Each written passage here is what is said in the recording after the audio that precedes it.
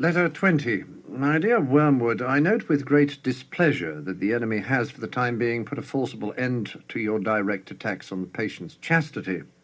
You ought to have known that he always does in the end, and you ought to have stopped before you reached that stage. For as things are, your man has now discovered the dangerous truth, that these attacks don't last forever. Consequently, you cannot use again what is, after all, our best weapon, the belief of ignorant humans that there is no hope of getting rid of us except by yielding. I suppose you've tried persuading him that chastity is unhealthy. I haven't yet got a report from you on young women in the neighborhood. I should like it at once, for if we can't use his sexuality to make him unchaste, we must try to use it for the promotion of a desirable marriage. In the meantime, I should like to give you some hint about the type of woman, I mean the physical type, which he should be encouraged to fall in love with, if falling in love is the best that we can manage. In a rough and ready way, of course, this question is decided for us by spirits far deeper down in the lower hierarchy than you and I. It is the business of these great masters to produce in every age a general misdirection of what may be called sexual taste. This they do by working through the small circle of popular artists, dressmakers, actresses, and advertisers who determine the fashionable type. The aim is to guide each sex away from those members of the other with whom spiritually helpful, happy, and fertile marriages are most likely. Thus, we have now for many centuries triumphed over nature to the extent of making certain secondary characteristics of the male, such as the beard, disagreeable to nearly all the females.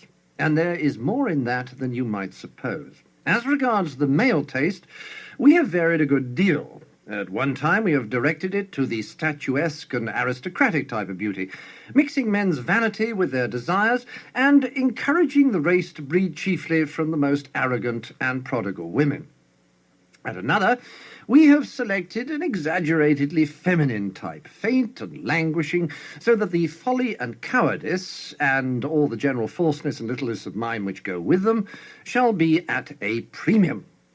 At present, we are on the opposite tack. The age of jazz has succeeded the age of the waltz, and we now teach men to like women whose bodies are scarcely distinguishable from those of boys. Since this is a kind of beauty even more transitory than most, we thus aggravate the female's chronic horror of growing old, with many excellent results, and render her less winning and less able to bear children. And that is not all. We have engineered a great increase in the license which society allows to the representation of the apparent nude, not the real nude, in art and its exhibition on the stage or the bathing beach. It is all a fake, of course. The figures in the popular art are falsely drawn. The real women in bathing suits or tights are actually pinched in and propped up to make them appear firmer and more slender and more boyish than nature allows a full-grown woman to be. Yet, at the same time, the modern world is taught to believe that it is being frank and healthy and getting back to nature. As a result, we are more and more directing the desires of men to something which does not exist, making the role of the eye in sexuality more and more important, and at the same time making its demands more and more impossible. What follows, you can easily forecast. That is the general strategy of the moment. But inside that framework, you will still find it possible to encourage your patient's desires in one of two directions. You will find, if you look carefully into any human's heart, that he is haunted by at least two imaginary women, a terrestrial and an infernal Venus, and that his desire differs qualitatively according to its object. There is one type for which his desire is such as to be naturally amenable to the enemy, readily mixed with charity, readily obedient to marriage, coloured all through with that golden light of reverence and naturalist which we detest. There is another type which he desires brutally and desires to desire brutally, a type best used to draw him away from marriage altogether, but which, even within marriage, he would tend to treat as a slave, an idol, or an accomplice. His love for the first might involve what the enemy calls evil, but only accidentally.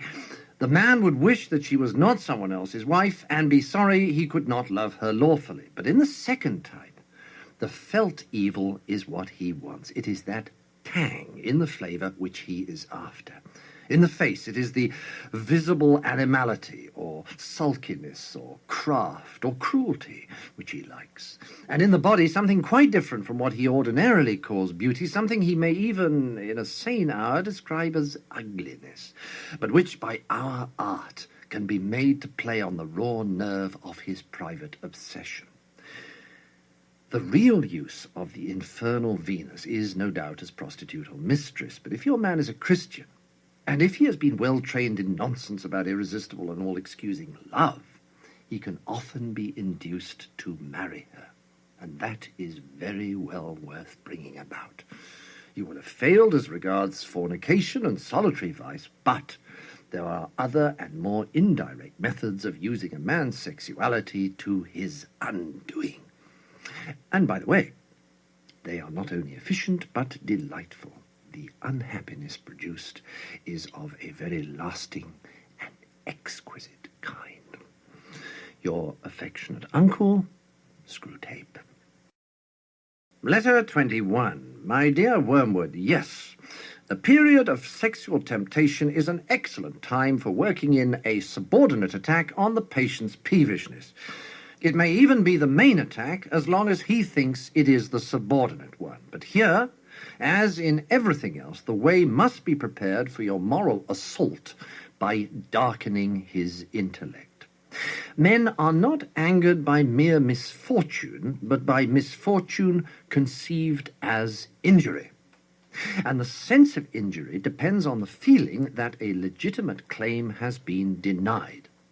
The more claims on life, therefore, that your patient can be induced to make, the more often he will feel injured and, as a result, ill-tempered. Now, you will have noticed that nothing throws him into a passion so easily as to find a tract of time which he reckoned on having at his own disposal unexpectedly taken from him. It is the unexpected visitor when he looks forward to a quiet evening, or the friend's talkative wife turning up when he looked forward to a tete-a-tete with a friend, that throws him out of gear. Now, he is not yet so uncharitable or slothful that these small demands on his courtesy are, in themselves, too much for him. They anger him because he regards his time as his own and feels that it is being stolen. You must therefore zealously guard in his mind the curious assumption, my time is my own. Let him have the feeling that he starts each day as the lawful possessor of 24 hours. Let him feel as a grievous tax that portion of this property which he has to make over to his employers, and as a generous donation that further portion which he allows to religious duties. But what he must never be permitted to doubt is that the total from which these deductions have been made was, in some mysterious sense, his own personal birthright. You have here a delicate task. The assumption which you want him to go on making is so absurd that if once it is questioned, even we cannot find a shred of argument in its defense. The man can neither make nor retain one moment of time. It all comes to him by pure gift. He might as well regard the moon and the sun as his chattels. He is also, in theory, committed to a total service of the enemy. And if the enemy appeared to him in bodily form and demanded that total service for even one day, he would not refuse. He would be greatly relieved if that one day involved nothing harder than listening to the conversation of a foolish woman. And he would be relieved almost to the pitch of disappointment if, for only 1/2 hour in that day, the enemy said, now you may go and abuse yourself. Now, if he thinks about his assumption for a moment, even he is bound to realize that he is actually in this situation every day. When I speak of preserving this assumption in his mind, therefore, the last thing I mean you to do is to furnish him with arguments in its defense. There aren't any. Your task is purely negative. Don't let his thoughts come anywhere near it. Wrap a darkness around it. And in the center of that darkness, let his sense of ownership in time lie silent, uninspected, and operative. The sense of ownership in general is always to be encouraged. The humans are always putting up claims to ownership which sound equally funny in heaven and in hell, and we must keep them doing so.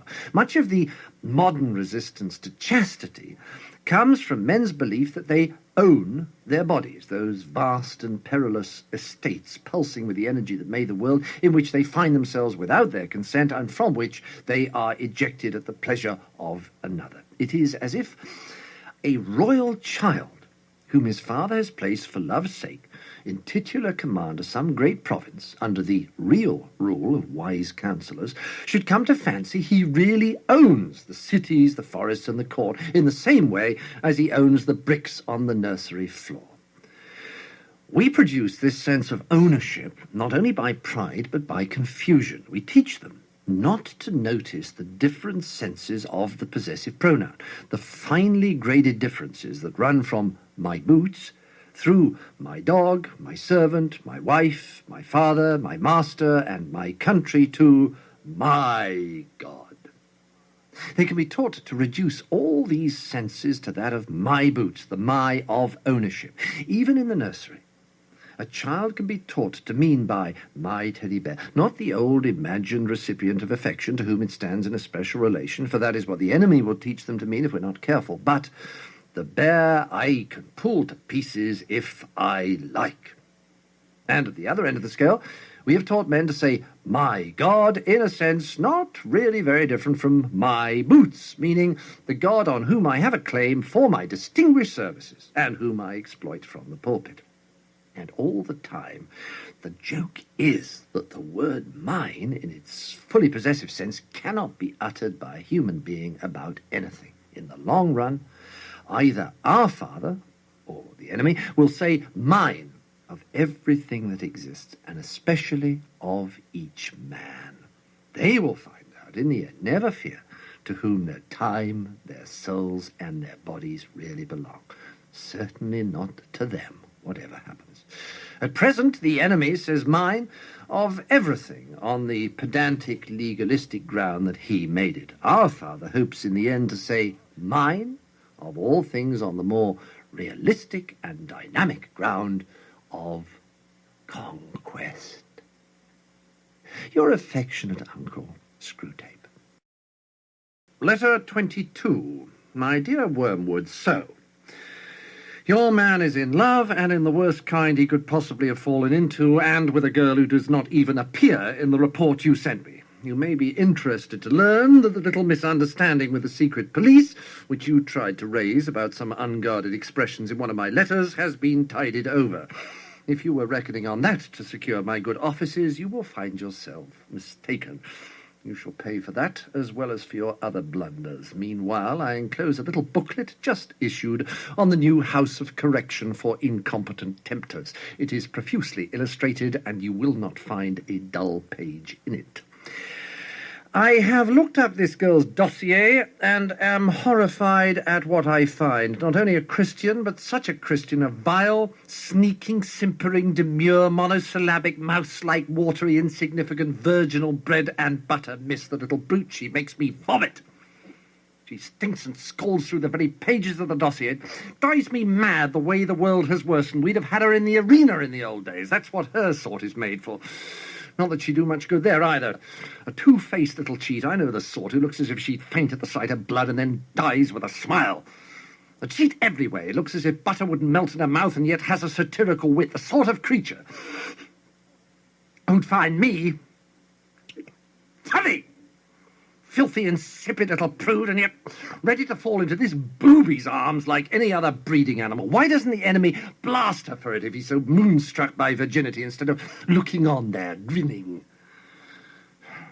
He's a hedonist at heart. All those fasts and vigils and stakes and crosses are only a facade, or only like foam on the seashore. Out at sea, out in his sea, there is pleasure and more pleasure. He makes no secret of it. At his right hand are pleasures for evermore. I don't think he has the least inkling of that high and austere mystery to which we rise in the miserific vision. He's vulgar, Wormwood. He has a bourgeois mind. He has filled his world full of pleasures. There are things for humans to do all day long without his minding in the least. Sleeping, washing, eating, drinking, making love, playing, praying, working. Everything has to be twisted before it's any use to us. We fight under cruel disadvantages. Nothing is naturally